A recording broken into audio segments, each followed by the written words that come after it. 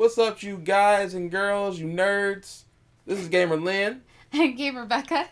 And we are 10 times 10. 10. Basically, this is going to be very weird for us today because we are presenting and trying out a new 10 times 10 podcast. Yes. And definitely going to be way more difficult for us because we're doing both audio and video at the same time. So even right now, as I'm practicing this and I'm speaking, I'm looking between like two cameras that we have set up. Technically three, but two that I guess I'm responsible for. And then Becky's responsible for a set too. Yay. And one that we both share. So I apologize in the video if our eyes or our glances wander a bit. Not too sure where to look or where to pay attention. We might even ignore the camera entirely and pay attention to one another. And for those of you that are just listening, this means nothing to you. Right. So, double apologize. Right. What is vision? What is vision? Well, if I didn't have vision, I'd be in bad shape because I depend on mine for a lot of things. I feel like most people do, but there's also our lovely listeners that are probably blind to handle themselves just fine. So. And they are winning this game of life way better than I am. Right. I don't know what I'd be doing if I was forced into that. So I know. So applause to you, yes. all of you pointers lovely, if you got lovely any people. Honestly, I honestly feel like the people who are labeled like underneath, like I guess like the disabled umbrella, do not get enough credit for just living life.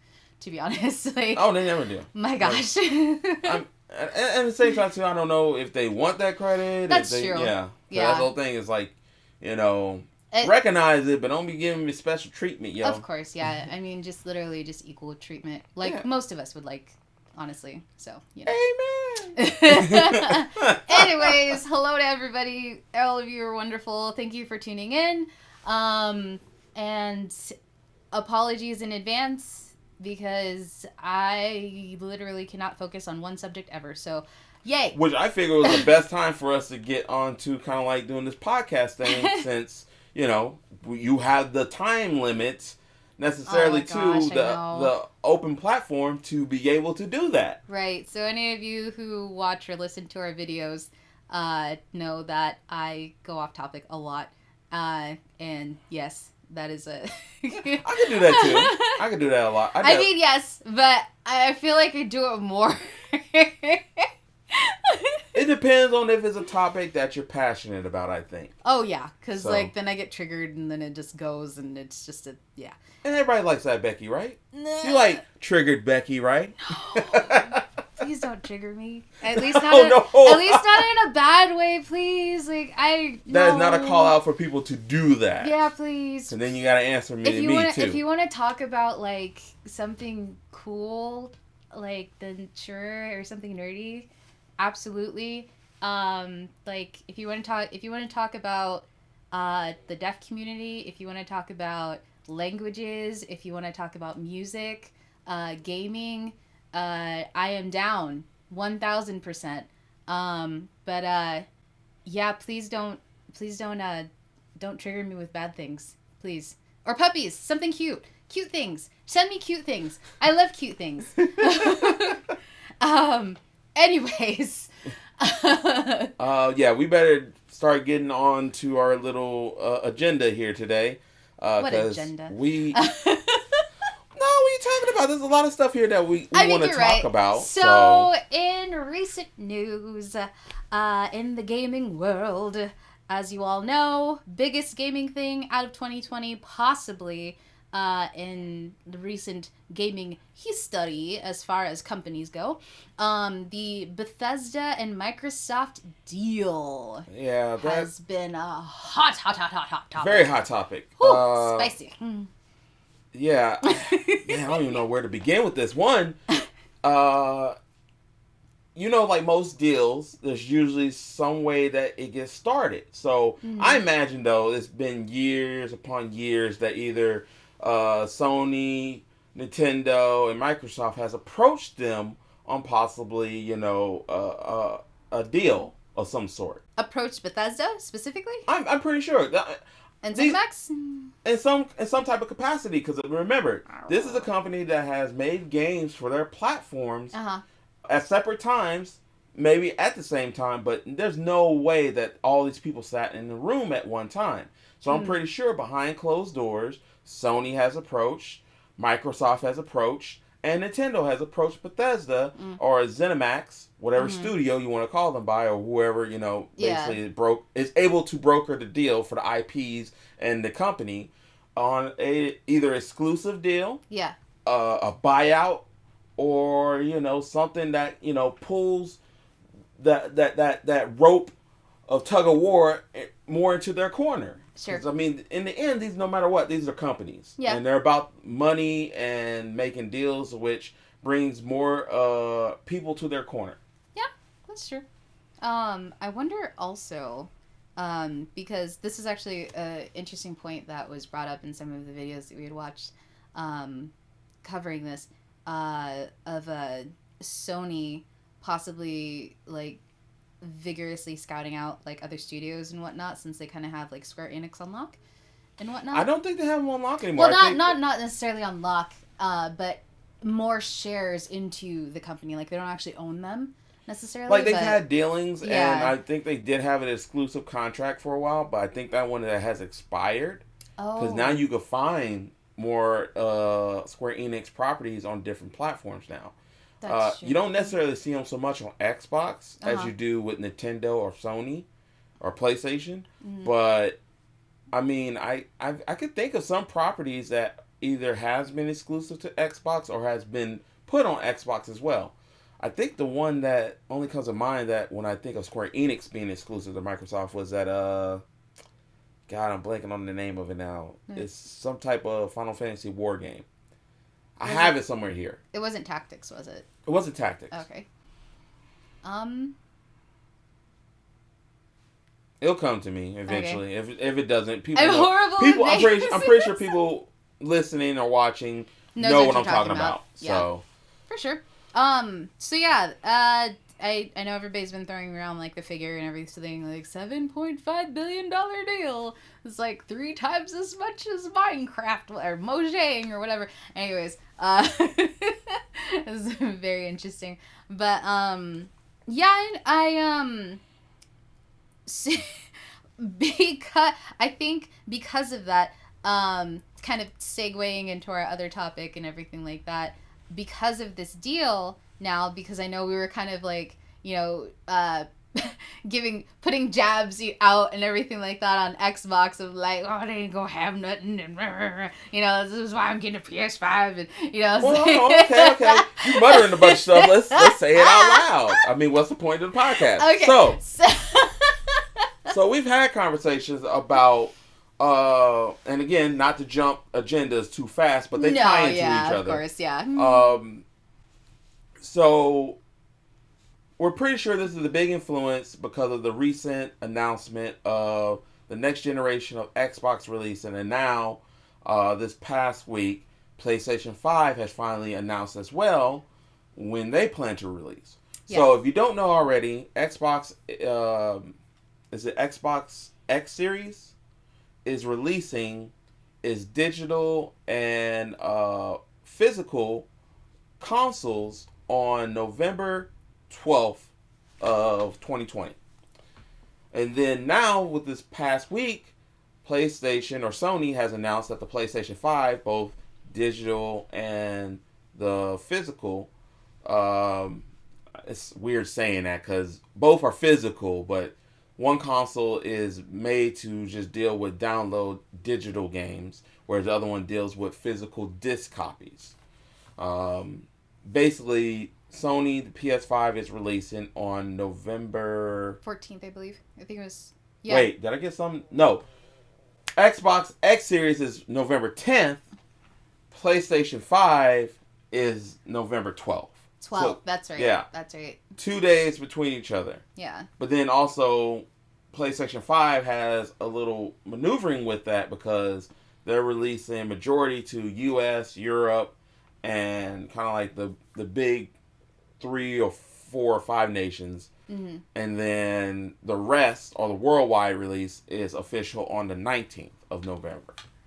So they kind of have two release parties going on. Because I guess which it seemed like they're in a rush to play catch up to Xbox in a way. Or this was a decisive blow to try to take away sales away from an Xbox release. What was? The PlayStation 5. Okay. It seems like they chose those dates, or they're trying to take away from. Yeah. Okay. Because again, it's like, all right, why don't you just release entirely? It seems like worldwide you'll be ready on November 19th.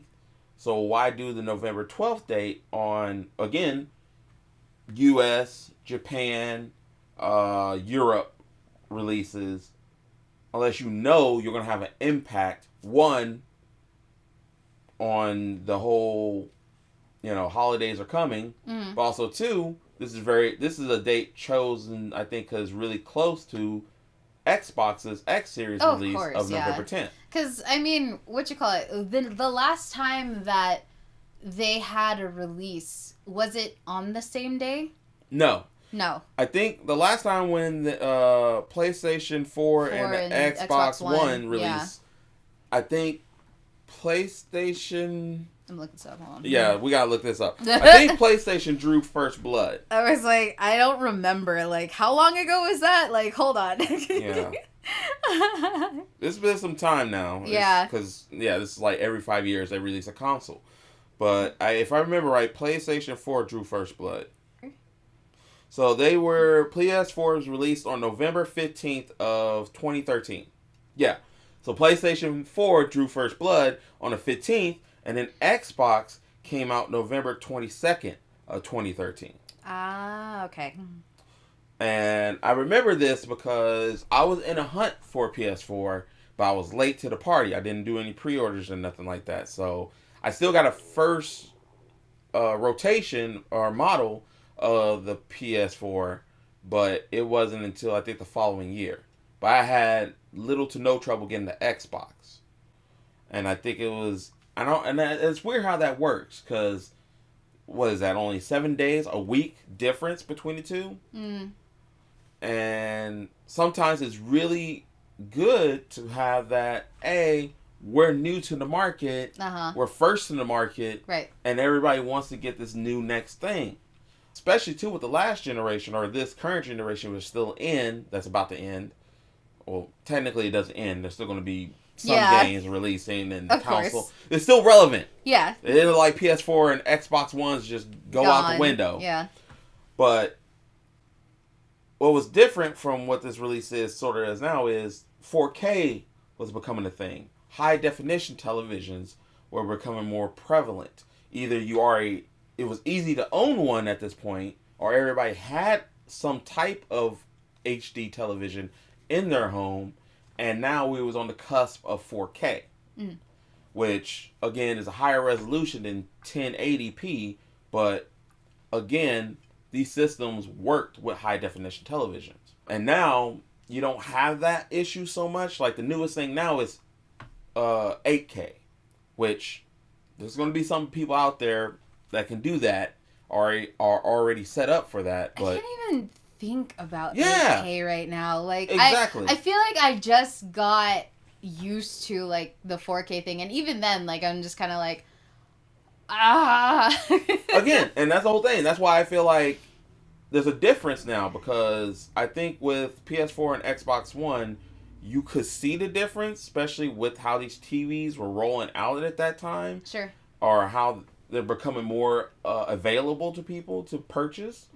Because you can see the difference. Yeah. You can see the difference between 1080p and 4K. Yeah. And again, it wasn't like out of this world difference, but it was nice. It was nice. Yeah, a little crisper. And now with 8K, it's like I can't imagine if I could even see the difference, which I'm pretty sure that's got to be. But I know what it's going to count is televisions being able to keep up with what the systems can do. So, yeah, it's really, really weird.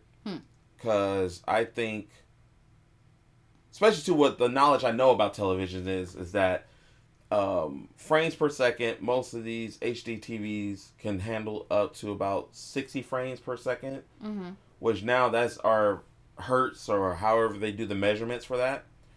And now that has doubled. Now the norm is becoming 120. So definitely 8K. All these televisions are probably performing at that. If you got an 8K television, they're doing 120. Whereas 4K TVs or still HD TVs, it's a toss up. Sure. The more money you put into it, more likely it can do 120 or standard 60. Right. But either way, these systems are going to be built around those because they're supposed to be very high resolution. They're doing all these renderings really fast. They got the memory to support it.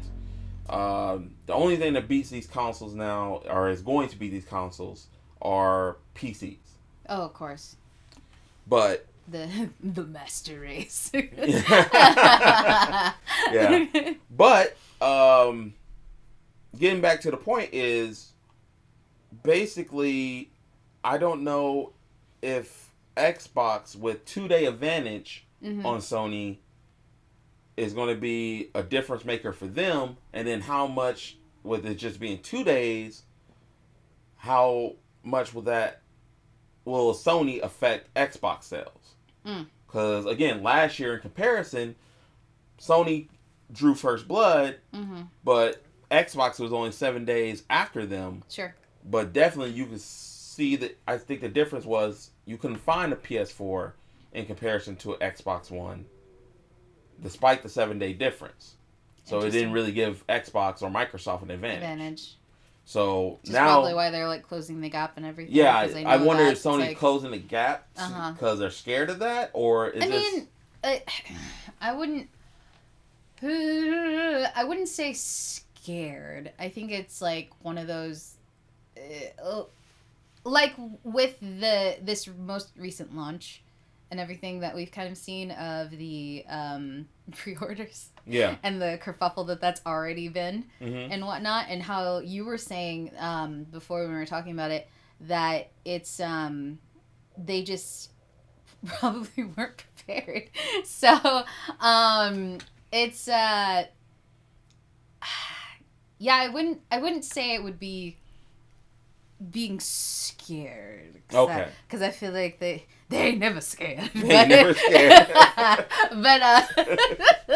But I would say that it probably is more so just instead of lagging behind a whole entire week, just might as well just, get on in there type thing. Okay. But also give, their competition some breathing room. Like, a couple days, whatever. Well, that's the other thing, too, though. Cause I think, okay. Because I almost feel like it'd be kind of like in bad taste unless they were literally to announce it at the same time. Like, it'd be kind of in bad taste to, like, be like, oh, so we're going to do the same thing on the same day. And, yeah. Good luck to you. I won't say it's bad taste. It's again, it's a business. They know they're competing. So, therefore, it's not so much bad taste. It's just what's smart for, one, the market, and two, what's good for your company. That's true. And, you know what? Also, those lovely people who were probably going to be asked to get both.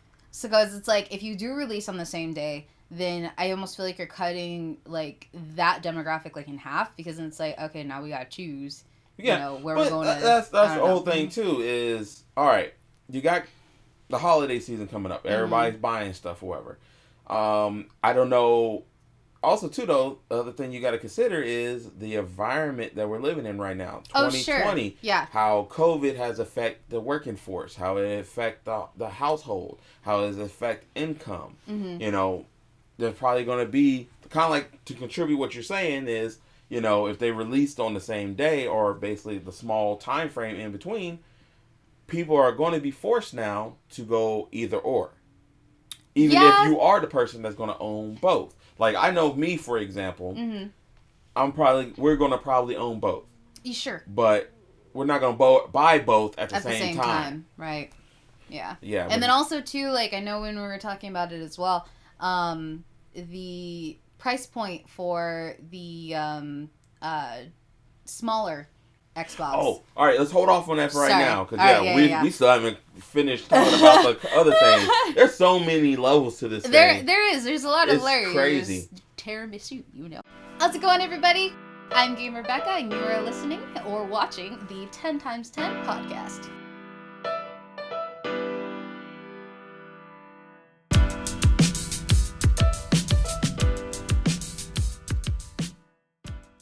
But to bring it back to, all right, so the window frame, I think they did it on purpose to either affect sales of either getting their item out there to be bought out, or to affect the competition being bought out. Okay. I think they did that distinctively because, again, to have two different dates of release, one where you're placating to who you know is going to probably sell to. Sure. And then later on make it available to the world. That just sounds like the swoop deal. Like, okay, now we're going to get everybody else then. But I don't know. Again, it's really hard to say because there's so many factors between COVID, what people can spend despite holidays coming up, and that's usually where a lot of people save up their money, or they buy their electronics, because then around the corner you got the deal maker of Black Friday, Cyber Monday, and stuff. And sometimes you see a deal, sometimes you don't. And especially with this being new, you're probably not going to see a deal. They're either going to have a new shipment or a new wave of the systems coming out to those they didn't get around in the first round. Right. But then to bring it back to now, I feel like I think either Microsoft had this in the works in the background with Bethesda, and this was the blow back in response to Sony doing that to them, as far as, cool, we're going to release our system 2 days after you. Well, ha ha ha, we got Bethesda. As a counter, like a counter punch. The Falcon Punch. The Falcon Punch. We got Bethesda now. Right. But again, this had to been in works for a while, so. Oh, sure. And it's so funny because, like, I know a lot of people were talking about the timing of the deal. It's like, oh, this is all coming out the day before the Xbox, like, pre-orders go live and everything, and it was just like the timing was fantastic and impeccable. But I also believe that they did plan it that way because even though like the deal wasn't in, like, all the loose ends weren't completely tied and whatnot, and all pretty and everything, but they're like, okay, cool, we decided, we know enough so that we can share it. Bam! There you go. And it happens to be the day before. Look at us, guys.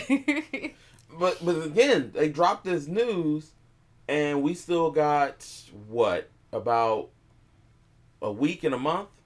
Maybe 2 weeks and a month before the release? Man, that's like no time. Yeah, that's like no time. Dude. But at the same time, too, though, that's still 5 to 6 weeks to where something else can happen. That is very true. In that time and period between to sway the public of who could be better, or for some mishap to happen to make one or the other look bad.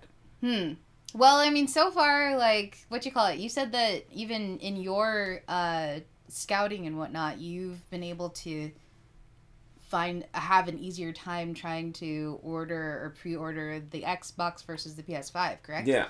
Yeah. Now, granted, I as depending on when you're watching or listening to this, that aspect can very much change. Yes. Because again, Sony has apologized about how pre-orders is being handled. Oh yeah, they were like, let's be honest, that could have gone better. On their Twitter. So, and that's what makes it also throw up in there too, is how prepared was Sony for the dates that they released to say that, this is when our system's going to drop, in comparison to reality of, how many of these things are we going to actually be able to roll out? Well, yeah, because, I mean, when we were trying to get the PS4, you were recalling back when we were trying to get that and whatnot, how nightmarish it was. How nightmarish it was. Nobody had it. And I had to wait until next year. which that could be the same issue all over again. All over again. Mm-hmm. Except now they could have took the responsible stance and say, hey, we're gonna release a bit later than Xbox, but when we release, we'll be ready. Sure. But again, that's the whole vice versa of, do we hurt Xbox market by trying to make ourselves available and make the consumer make the choice of who they like better or want? Or is it just we let Xbox have this win and sell out, right?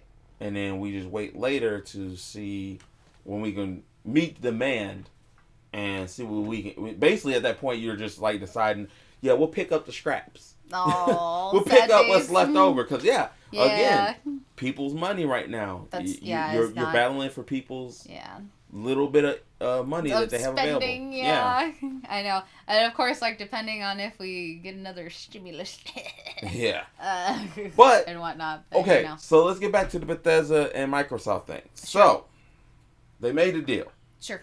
They announced it, and I'm pretty sure they announced it to get ahead of anything being leaked. Oh, of course, yeah. Because could you imagine? Yeah. Oh my gosh. I think a leak for this would have actually probably been even better. Would have been even more hype. Yeah, been more hype because then you're leaving people questioning what? Is that true? Is that true? What? And then wait a couple more weeks to go like, oh yeah, we did that. Yeah. We surprise. Yeah, it's true. It's real, guys. It's real. But yeah, I'm pretty sure there'd be so much so many just because you know how the leaks go and everything. You have the week of circulating rumors or until basically they would have got hounded. Oh my god, they would have got hounded. So yeah, oh my goodness. For that sanity, this was a more responsible approach. All the gaming channels that we watch would have been all up on it, speculating. I mean, they still are, but I mean, we're speculating. Yeah, we're still speculating because that's the other part of it. What does this mean as far as exclusives? Are we about to get Skyrim on Xbox only? Are people going to be real mad? I think that's again. I think for Bethesda, ZeniMax, that is way too much money they be leaving on the table to make it exclusive. Yeah. And I'm pretty sure that's not something they want to do. It's crazy because I'm when I think Skyrim, whenever I talk to people who play Skyrim, and it's mostly our friends, but everybody plays it on PlayStation. Yeah. Well, that's the whole thing. I have this weird relationship with Bethesda when it comes to PC to the systems because. Skyrim, I played on PS4. Dishonored, played on PS4. Wolfenstein, played on Xbox. Doom, I played on Xbox. And there's, what was another IP of theirs? I gotta look over at it. I know. Look at the Wolf games. Oh, The Evil Within. Yeah, we got it on PlayStation. So it kind of goes back and forth. The only person Fallout PlayStation. Yeah, could have been X. I don't know. It could have been. No, because the only thing that I played on PC was the little game. Oh, Shelter. The Shelter. Yeah, the Shelter game. Let's see. But see, that's the thing. They try to cater to every console. The only one I don't think of really when it comes to Bethesda is Nintendo. But I know they make I think Doom is on the Nintendo Switch or Skyrim is. See, okay, yeah, Skyrim is for sure. Yeah, because that was one of the big selling points when the Switch came out. Actually, it was hey guys, we got Skyrim. I mean, we got a bunch of other stuff too. We got Scrim. Yeah. So I always thought of Bethesda as the one that plays the market. They cater to everybody. Yeah. The only thing that really changes that a little bit is one, they try to make their own streaming system thing with their little app. And they try to monetize everything. And they try, all the different things that Bethesda has been known to do as far as DLC to, mods to, I mean, really the big blow right now that Bethesda has under its belt 76. Is Fallout 76. Yeah. And how they will not let go of that old engine. Yeah. So. Could you imagine having that entire 76 game remade into the what is the engine that everybody's using now? Is it the I forget what they call that thing. Unreal? Oh yeah, everybody's using Unreal. And that was an argument too. It's like, dude, you know how much better like your latest games would have been if you just worked with the engine that every development team is working on, or has used, or has experience with. Sure. And I understand it to a point where if you can work with an engine that you made, you know, there's way more money in it for you. Yeah. In the end of the day. Two, it should be a system that you know in and out. Mm-hmm. And especially with how many games they release with it, you should have pushed this engine to its full extent. But that's the problem now. I think we've reached that point where if you're going to... We've maxed out maxed out that engine. This is the best we can do. Pushed it to as far as we can. If we do anything more with it, is patching it and just trying to extend that limit bit by bit by bit. And there's no point. Yeah. Unless you're going to take like a 5-year recess to just work on this engine. Maybe that's what they need. No, if they're going to take 5 years to work on this engine... Make a new engine. Yeah. If you're not going to make a new engine, then work with what's available. Sure. Because plus too, I think with these developers, they want to work with that engine anyways, because this is what everybody's using, and we should get used to its tools. Even if we don't keep using it or we switch to this engine, let's get some experience with it.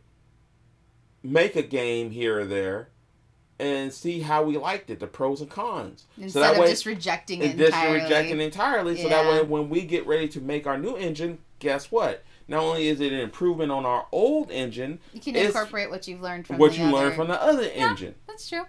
And then possibly be pioneers in developing your own thing. Who knows? But that's another thing now when I think about where Microsoft is, that might come into play now.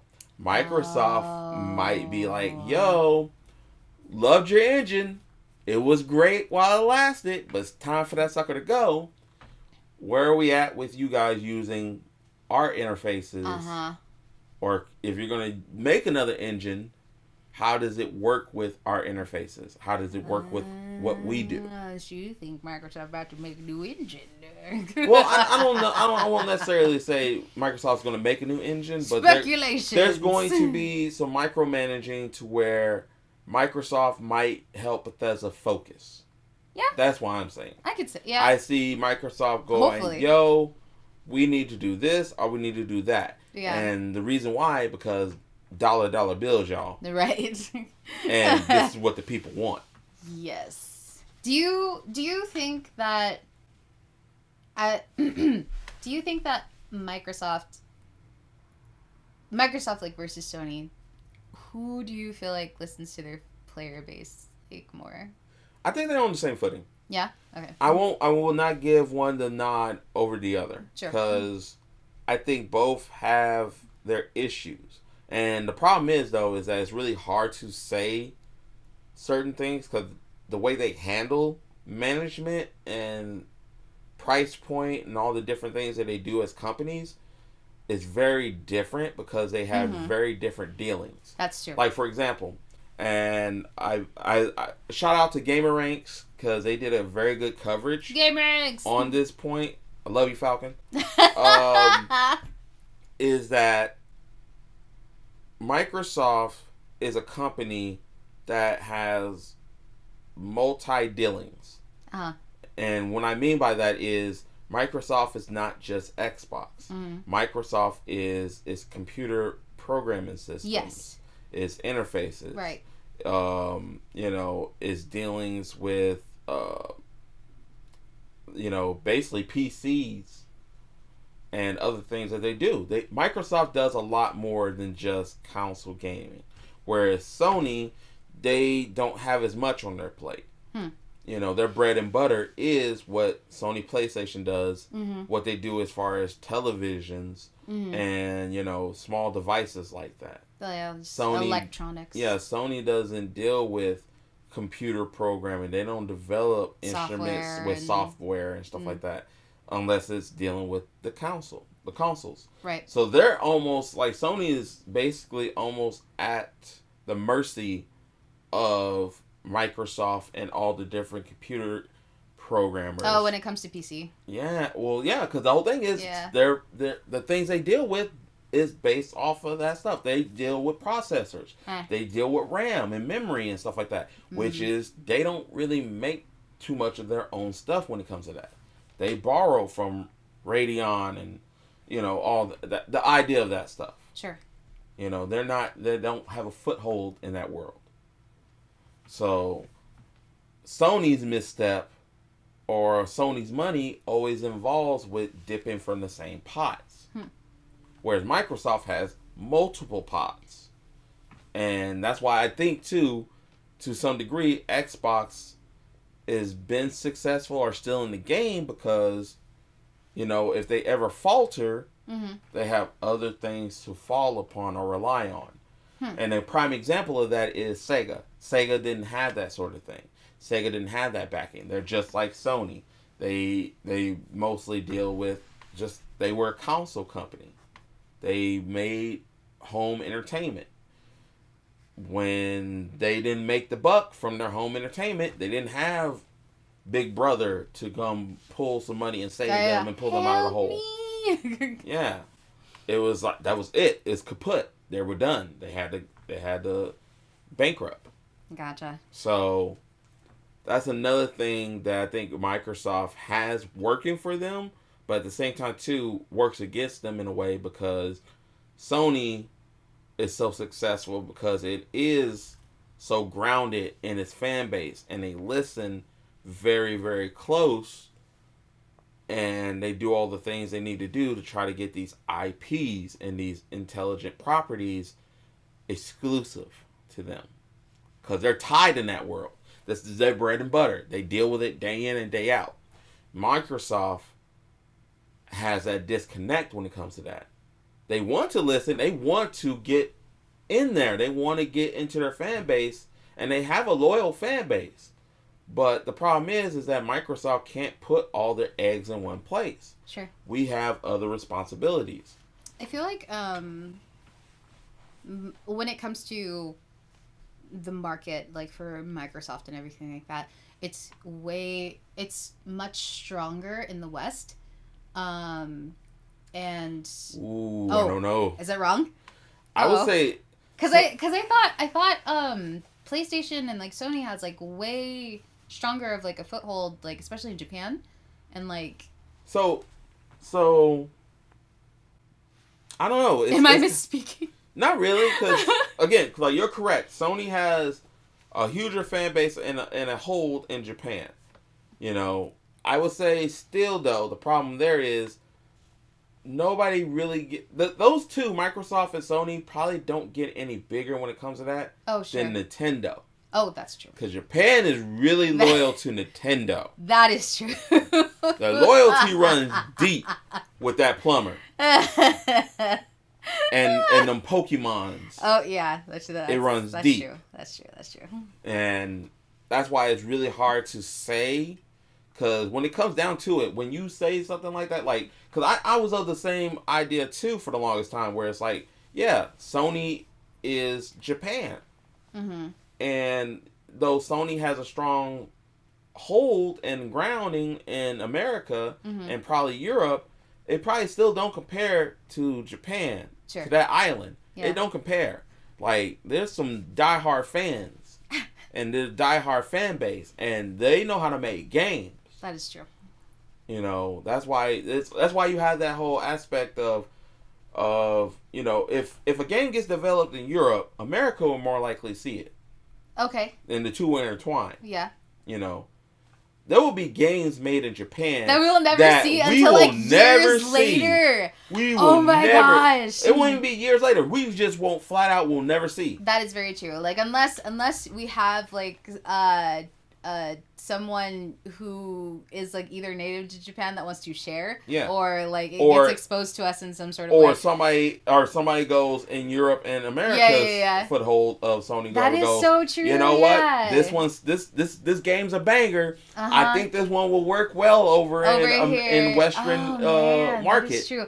And then even then, like the ones that use like that are like that, like you're saying that'll work over in the Western market, like end up getting censored, man.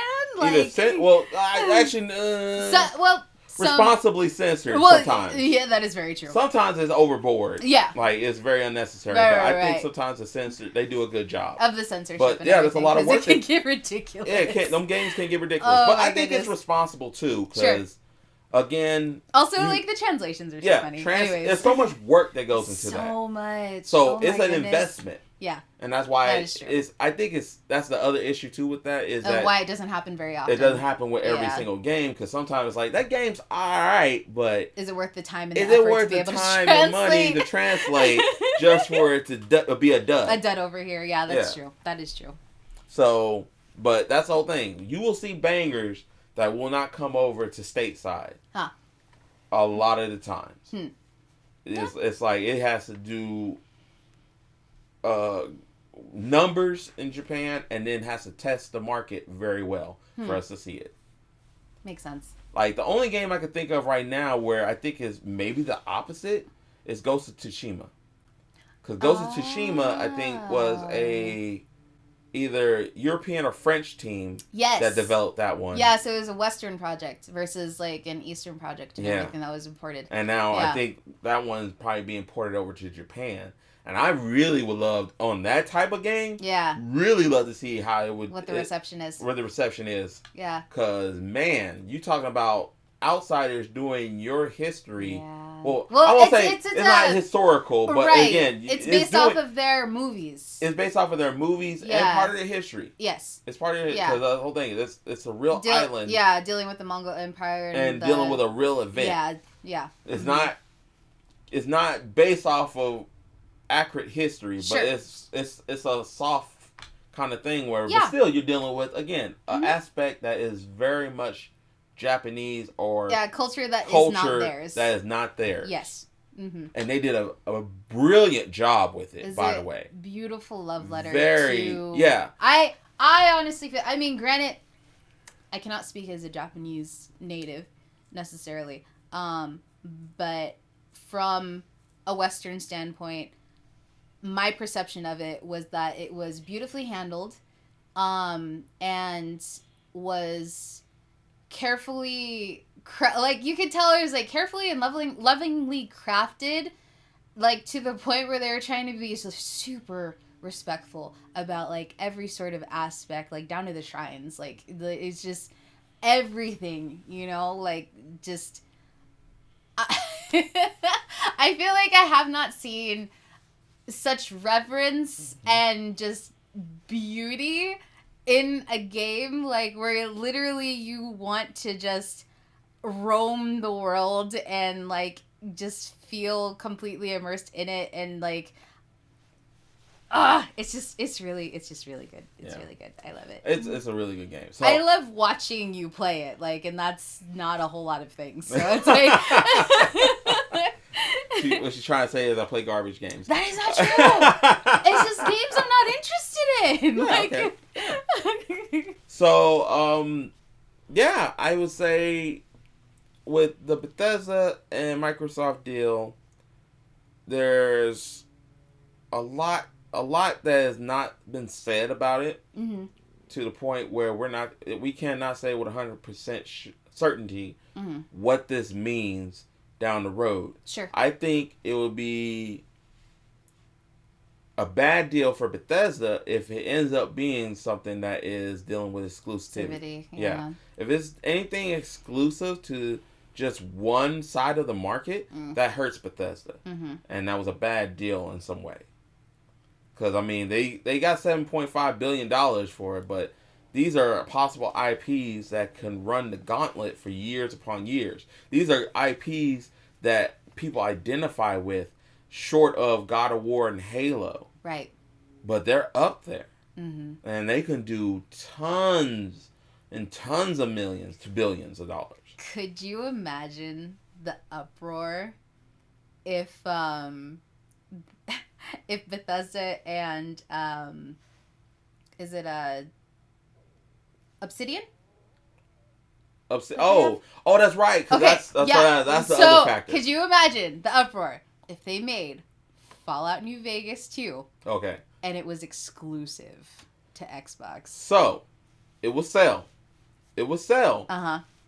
But yeah, you would have people being mad. But the problem is, though, it would sell. It would. It not only would it sell copies, but it would help sell Xboxes as well. Because a lot of people would want to play that. There would be such diehard fans where they would go to that link. They won't be happy about it, though. No, of course not. So that's the problem. Of course not. But I feel like if you were ever going to, like, lure the other side, quote unquote, into buying your console, I feel like that would be the game to do it with. So that'd be the game you do it with, and everybody, I think, is on that hype that yes, this is going to happen now. There's no excuse for this not to happen. Yeah, since they're sister companies now. But now then you got to deal with the fallout, pun intended, of I didn't have an Xbox or possibly a good enough PC to run this.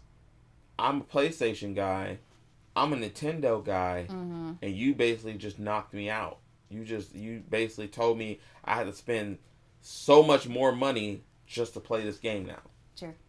And I don't know. I think in this day and age to where we've done so much to progress to where, despite you being a Sony fanboy, Microsoft fanboy, a Nintendo fanboy, or a PC overlord, or girl, or not, or girl, person, right?